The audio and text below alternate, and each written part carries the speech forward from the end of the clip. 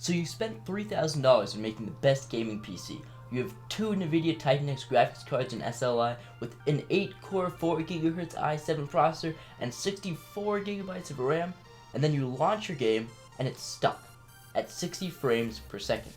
Is something wrong with Fraps or whatever program you're using to display your FPS?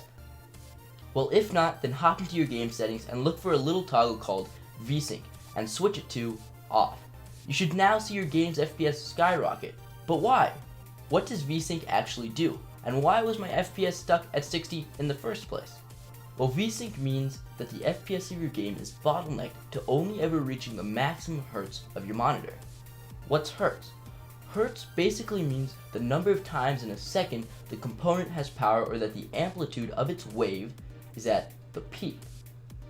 Which is why it's used in CPUs to say the number of clock cycles, the number of times the CPU has power in a second. For example, 4 gigahertz means 4 million hertz. In monitors, it's the number of times that the display can change the image shown. So that means even if your game is playing at 200 frames per second, the monitor is only changing its image 60 times a second. So effectively, your eye is only perceiving your game at 60 FPS. And this is why your FPS doesn't matter, because the monitor will only show and your eye only see the maximum hertz of your display, which is usually 60, sometimes 120. Now obviously you can buy a monitor with a huge hertz, but those are very expensive. Now turning VSync off can lead to some unusual problems. Your FPS isn't always divisible by 60 or 120 or whatever your hertz is. So therefore the monitor can't grab a fraction of a frame, it can only grab the last whole number frame.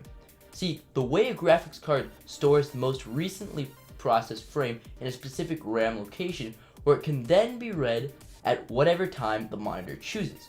Meaning that the graphics card will only replace the 22nd frame in this storage unit when the 23rd is completely rendered and ready to go.